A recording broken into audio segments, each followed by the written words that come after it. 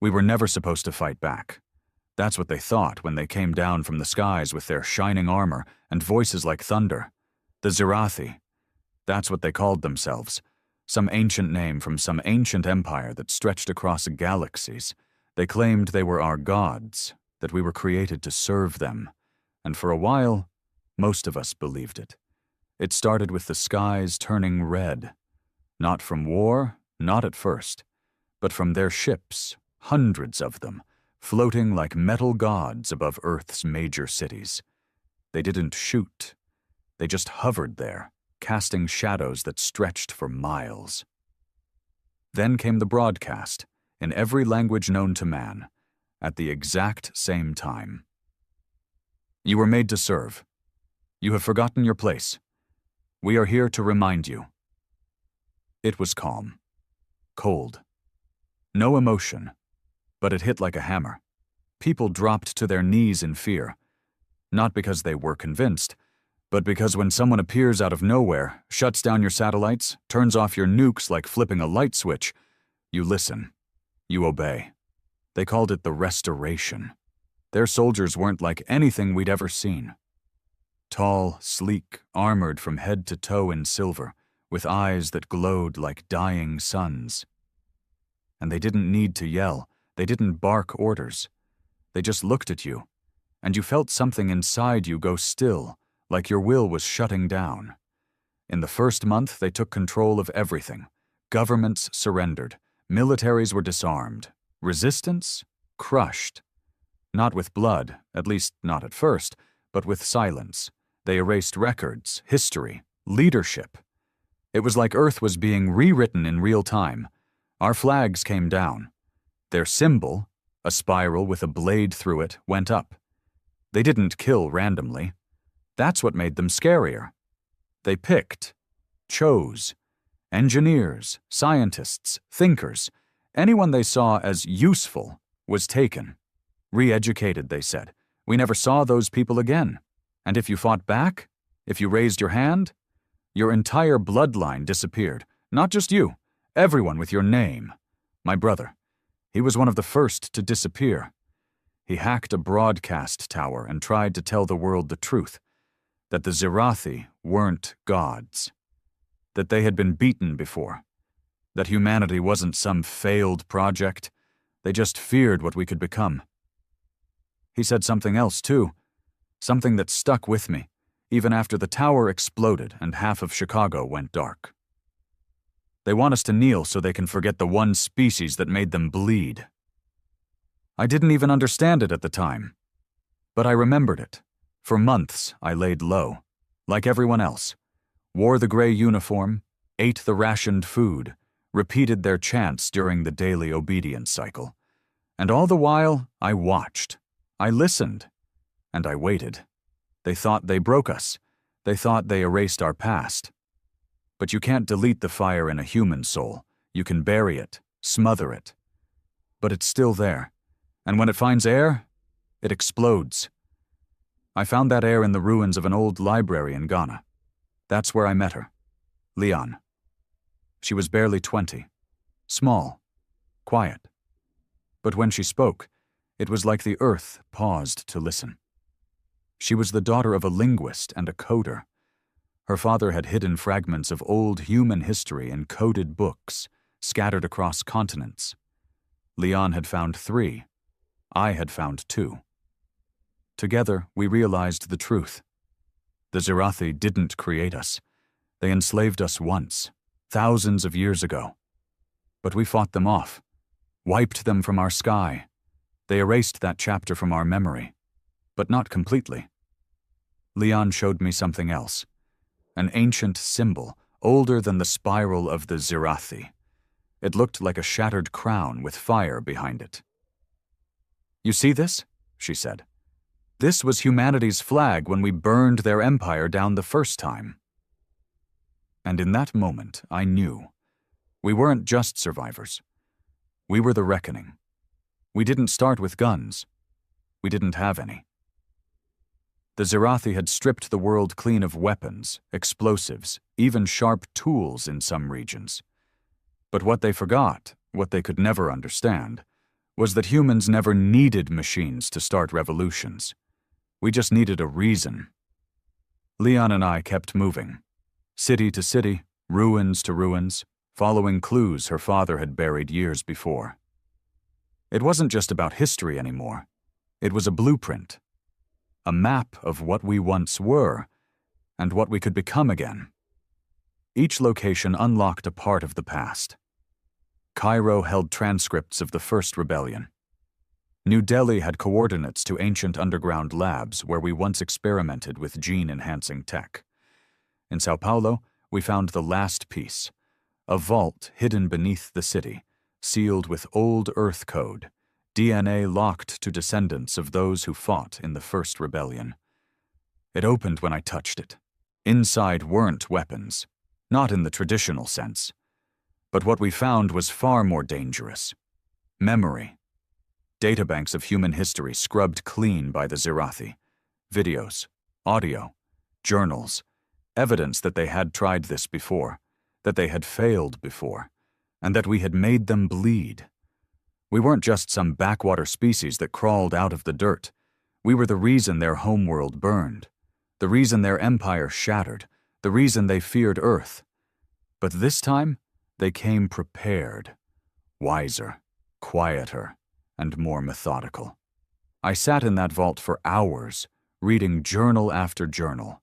Names like General Yara the Unbroken, Engineer Kofi Malem, a pilot named Hester who once crashed a starfighter into the heart of their planetary core just to make a statement. And I cried. I wasn't ashamed. Because in that silence, surrounded by the ghosts of a forgotten rebellion, I realized something important. The Zirathi didn't want us to remember, because memory is rebellion's sharpest weapon. When we came out of that vault, something had changed in us. We were no longer scavengers of the past. We were soldiers of it. And there were others like us, hidden all over the world, people who remembered pieces, who saw cracks in the Zirathi's story. Farmers, teachers, mechanics, a 13-year-old boy who built a signal jammer out of scrap and old radio parts, a grandmother in Istanbul who had handwritten the Constitution from memory and taught it to children like bedtime stories. So we started building. Not weapons. Networks. We used old code, hidden frequencies the Zirathi couldn't detect. Leon taught them how to encrypt in patterns based on Earth's old poetry, rhythm and rhyme as code. It was genius. I taught them how to move without being seen, how to speak without words, how to look a Zirathi in the eyes and think only of silence. We weren't just surviving anymore. We were organizing. Of course, they noticed, eventually. A resistance like that doesn't stay quiet forever. But by then, it was too late for them. The seeds were already planted, and the roots ran too deep. The Zirathi started retaliating, first with arrests, then disappearances, then public executions. They wanted to scare us into obedience again. But that just made the fire spread. The turning point came in Tokyo.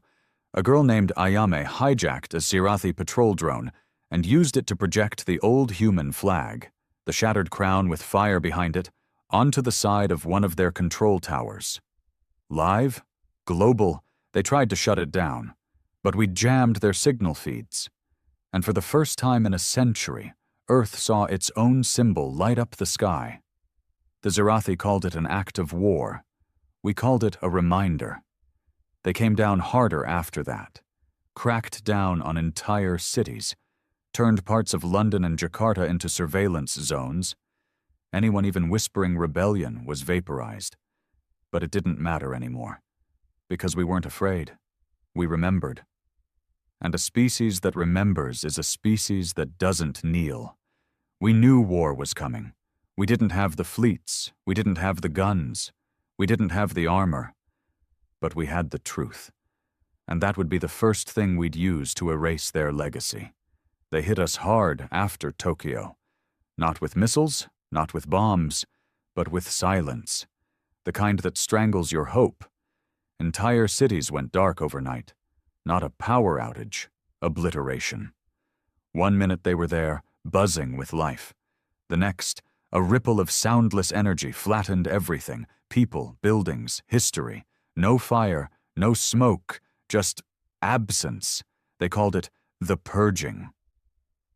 We lost millions in days, but not just lives. We lost voices, leaders, thinkers, the brave ones who stood in the light when the rest of us were still crawling through shadows. Ayame was one of them, the girl who showed us the flag. They caught her, didn't kill her. Worse, they paraded her across the world on giant holoscreens, forced her to kneel, and stripped the flag from her clothes. Then they made her thank them, word for word. I watched it live from a safe house outside Nairobi, fists clenched so tight my knuckles split. Leon cried. Not because Ayame broke, but because she didn't. Her voice cracked, her body shook, but her eyes burned like the sun. And that's when I realized what terrified the Zirathi most. Defiance that doesn't die. They could erase cities, rewrite laws, even shatter our families, but they couldn't kill the one thing that made us human. That quiet little fire in our chest that says, no, not today. So we changed the plan. We stopped hiding. We split into cells, small, mobile, invisible when we needed to be, explosive when we had to be. We didn't fight like an army. We fought like memory. Everywhere at once, impossible to kill. We hijacked their supply lines, hacked their drones mid-flight, used old subway tunnels to move between cities. We learned fast that they weren't as perfect as they claimed. Their tech was advanced, sure, but it was designed for control, not chaos. They expected order, schedules, predictability. But we were humans. Our chaos was our strategy. One day, a kid in Mexico City broadcasted a speech over their emergency frequency, 8 minutes long. He quoted Martin Luther King, Mandela, and his own mother. The signal reached 5 continents before they shut it down. We heard that kid disappeared the next day. But the speech? It was already memorized. That same week, an old miner in Siberia took down a Zirathi armored unit by collapsing a frozen tunnel. They said he was 73 years old. He smiled right before the blast. Acts like these weren't big in the scale of war, but they weren't meant to be. They were reminders that we were still here, still breathing, still refusing to kneel. I started leading a cell of my own. We called ourselves Ashes of Crown, after the flag. Our motto? You erase, we remember. Every time the Zirathi wiped a place off the map, we etched its name into walls, data logs, graffiti, even our skin. Whole cities were inked into our arms. The memories they tried to delete became the very maps we used to fight back. One night, in the ruins of Berlin, we got our first real victory. A data vault, deep underground, guarded by an elite squad of Zirathi enforcers. Nobody knew what was inside, but the whispers said it was where they stored memory, the kind they feared. Proof, evidence, the kind of truth you can't burn. It took 6 of us. Only 3 made it out. What we found inside didn't just change the war. It changed everything. There were files going back millennia, scans of species they'd conquered, erased, rewritten. Civilizations that had once rivaled theirs but got buried under lies and submission. And among those files, a dossier labeled Homo sapiens, genetic threat. Inside it was the truth they tried hardest to bury. Humanity wasn't a slave race. We were their equals once, then their rivals, then their conquerors. We didn't kneel. They did. And they've been trying to reverse history ever since. We uploaded the file to every hidden node on Earth's undernet, broadcast it across black frequencies, embedded it in music, memes, video games, anything humans consumed. They couldn't stop it. The truth spread faster than their censorship could catch it. And just like that, their perfect silence shattered. They thought fear would keep us quiet. But they forgot the one thing about humans you can never erase. We remember everything. By the time the truth reached every corner of Earth, it was no longer just a resistance. It was a reckoning. People woke up differently. You could feel it in the streets, hear it in the way footsteps echoed through ruined cities. The weight of fear had shifted. Not gone, but no longer paralyzing. We were still outgunned, outnumbered, but now we had something they couldn't match. Righteous fury wrapped in memory. The Zirathi didn't speak for days after the leak. No announcements, no threats, just silence, like they were stunned we'd pulled it off, or maybe afraid of what came next, because now the world knew they were not our gods. They were our prey. Revenge didn't become our mission. Number it became instinct. My cell grew fast. People came to us with fire in their veins. Engineers, hackers, artists. Everyone found a role. The best fighter we had was a ballet instructor from Johannesburg. The deadliest sniper? A blind girl from Manila who could read seismic shifts in the ground like a second language. Humans adapt. That's our curse, and our gift. We weren't rebuilding armies. We were evolving them. We learned how to hijack their own technology. Their language, once a mystery, was now being decoded by teenagers with neural implants and a grudge. Their energy weapons, thought to be DNA-locked, turned out to have flaws. And guess what? Rage is a better key than science. I still remember the first time we turned their own weapon against them, Lagos. A patrol squad spotted one of our operatives tagging a building with the broken crown symbol. She should have been dead in seconds. But her backup was waiting.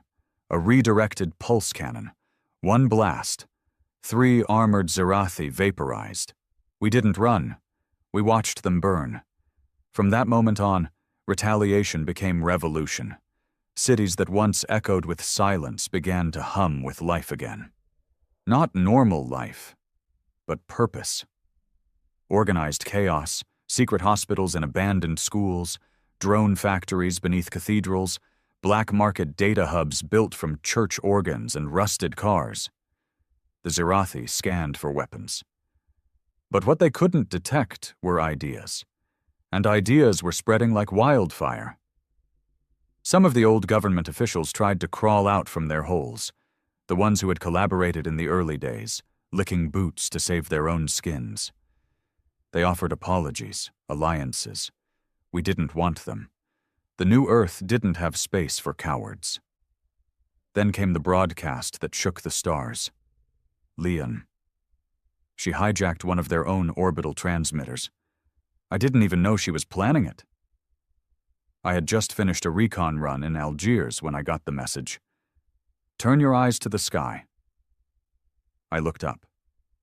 And there she was. Not hiding, not whispering, not begging. Just standing in front of the shattered crown, wearing the same gray uniform we were forced to wear for years, holding a piece of a burnt Zirathi banner in her hand. She said 4 words. This planet remembers everything. And then she lit it on fire. That signal reached not just Earth, but beyond. We know this because it didn't take long for something new to arrive. Not Zirathi reinforcements, but a delegation. Different ships, darker, sleeker. We still don't know where they came from. But one thing was clear. They weren't here to rule. They were here to watch. Something about Leon's message made them pay attention. Maybe they remembered the First War. Maybe they lost people too. Or maybe they were just afraid to see history repeating itself.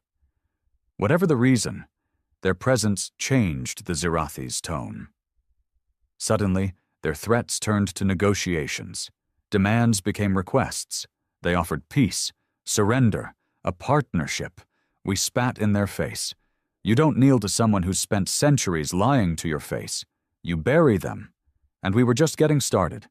They tried a different tactic after Leon's broadcast. Mercy, public apologies, offers of reunification.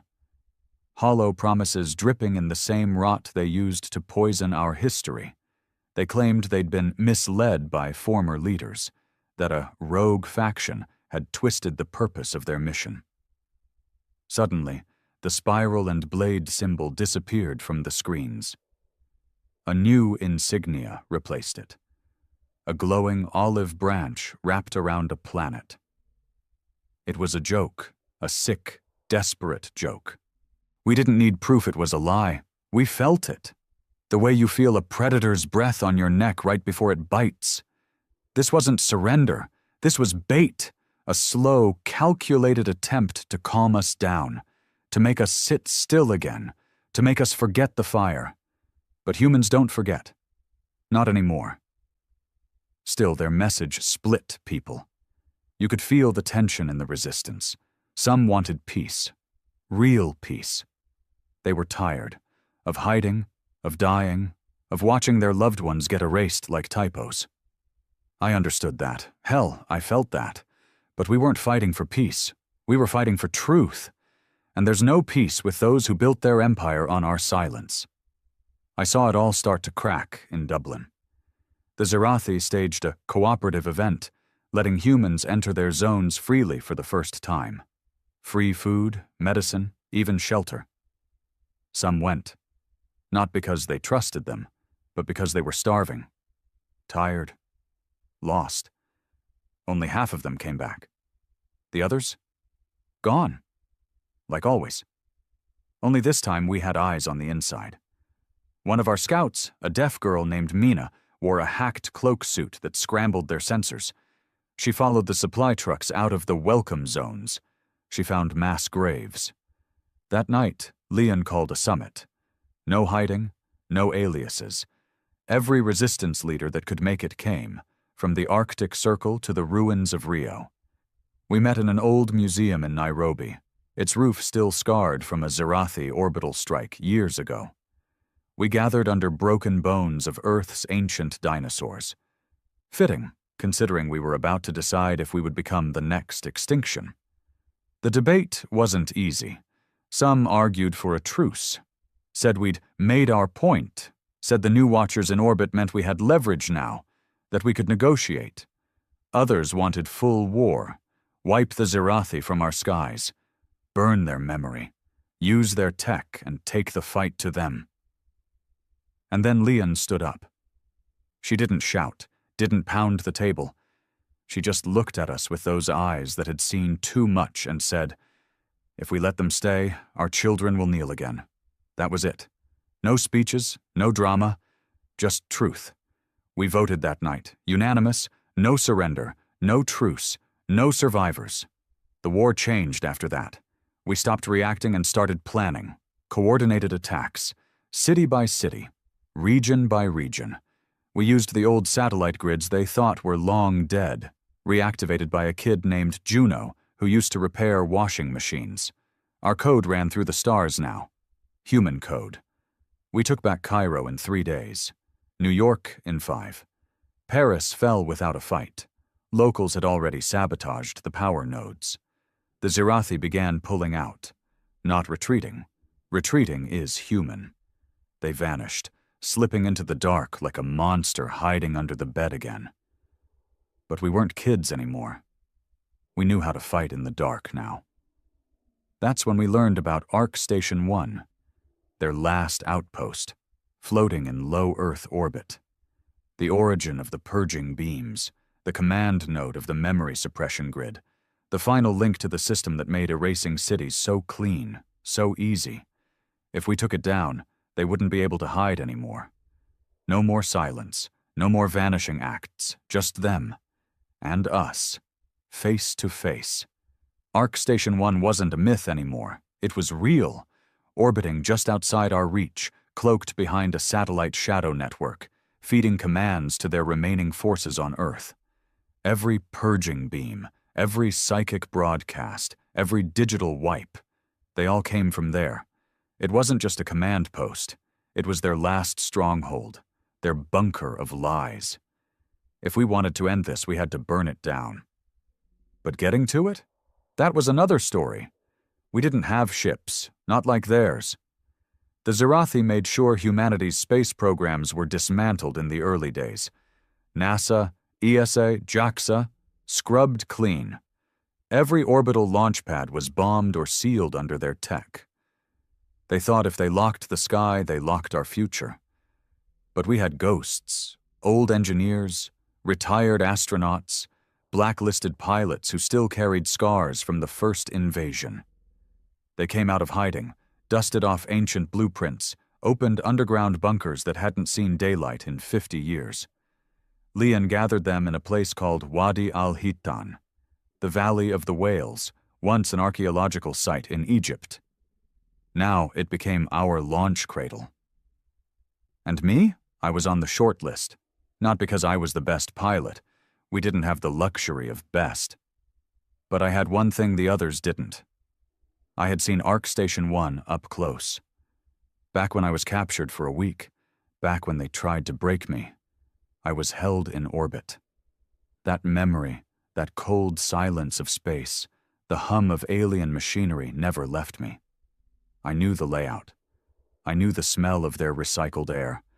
I knew the way the Zirathi moved inside their sanctum. So they chose me to lead the mission.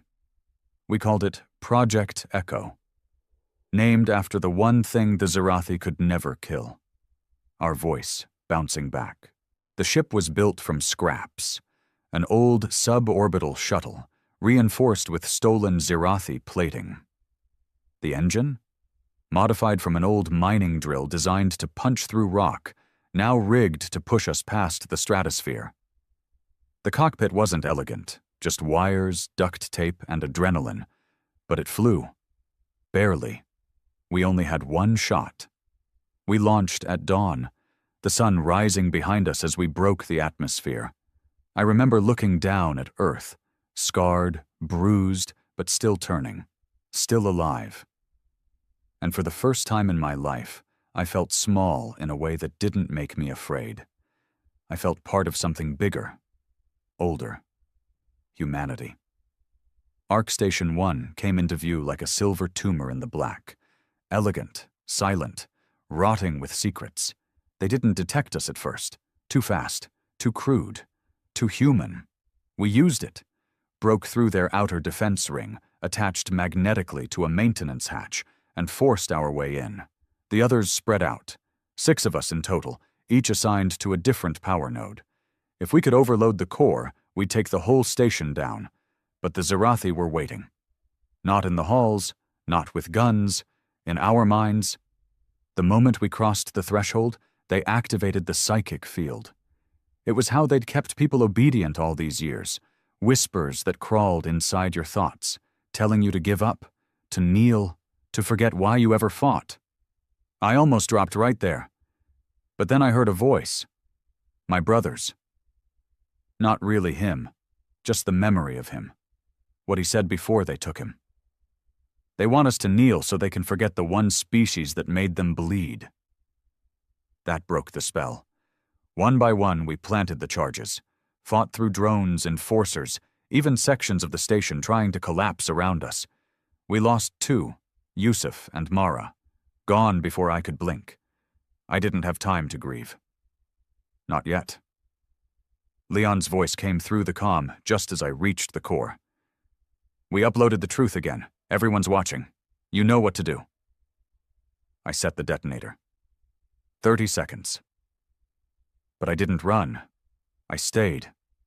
Looked around at their sacred halls, the birthplace of every lie they ever told. And then I whispered, "This is for Earth." I pressed the button. They said space was silent, that there's no sound in the vacuum, no echo of explosions. But they were wrong. When Ark Station 1 went up in flames, the world heard it. Not with ears, but in the way gravity shifted inside us. The way the sky seemed brighter the next day. The way people stepped outside and looked up, for the first time in generations, without flinching. I should have died up there. I wanted to. I thought pressing that detonator was my last act, my final defiance. But fate, it seems, had other plans. Or maybe humanity just doesn't let go that easy. I woke up in a bed, wrapped in nanofiber sheets, lungs filled with recycled oxygen, IVs buzzing in my arms, a makeshift medbay inside a cargo pod. Earthside. The doctor, a wiry woman named Asha, just grinned when she saw me open my eyes. "Your dumbass fell from the sky," she said, "and bounced." Turns out one of the secondary pods launched itself seconds before the explosion. Automated escape sequence. Leon must have programmed it in, just in case. I was blown clear, unconscious, barely breathing, floating above Earth until a recovery drone reeled me in like a broken satellite.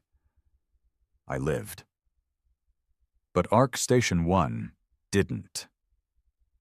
It shattered into orbit, bleeding metal and flame, raining pieces of itself across the atmosphere like burning confessions. Some fragments didn't burn. They landed in the Pacific, in the Sahara, in the ruins of Toronto. People scavenged the wreckage like sacred relics, pieces of the lie, now proof of the truth. And the signal? The signal didn't stop. Because Leon was smarter than all of us. She uploaded everything. The station's archives, their confessions, their files on Earth, on other enslaved worlds. The broadcast ran for 7 days straight on every channel, overriding even the deepest firewalls. Billions saw what the Zirathi did. Billions more saw what we did. And then the ripple began. First, it was the off-world colonies, Mars, Europa, Titan, settlements they said were barren. They weren't. They were prisons. Human outposts built and forgotten. Those people rose up, sent messages back. We remember. Then the alien races, the ones we thought were part of the enemy. Turns out they were just as broken, kept in line by the same lies. Some were hybrids, others entirely different species. But one thing connected us. We all carried the scars of the Spiral and Blade Empire. And when they saw Earth fight back, they followed.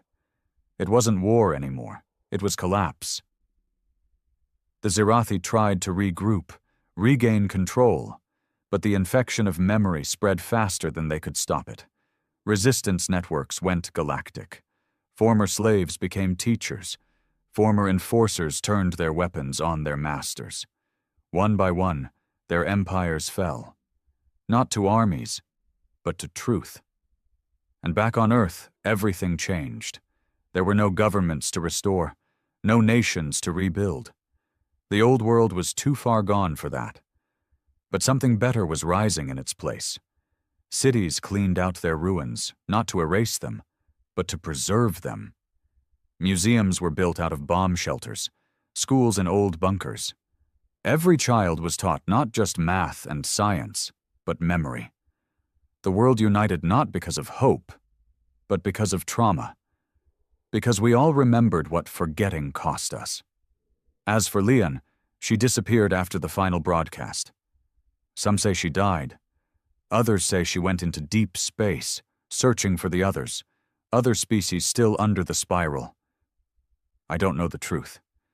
But in every city now, someone's carved her face into the walls, beside the crown of fire, beside the words, "We do not kneel, I still travel," not as a soldier anymore, but as a witness. I walk through towns that were once battlegrounds, now filled with music and gardens and laughter. I tell children about the Zirathi, about Ayame who showed us the flag, about Yusuf and Mara who gave their lives to light up the sky, about Leon who gave us back our memory. Sometimes they cry, sometimes they get angry, but they always listen. And that's what matters, because this time, we'll remember. No more monuments to conquerors, no more statues of liars, just names etched into stone and story, names that won't be erased again.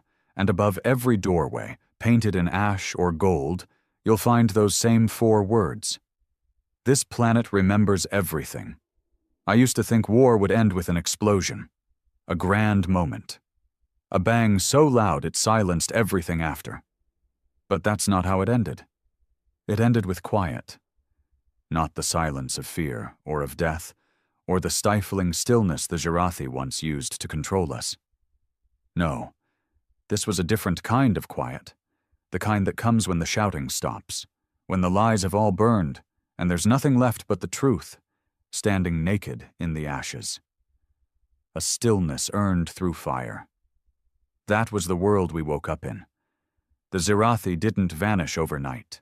Their fleets limped away, scattered, their command structure in shambles.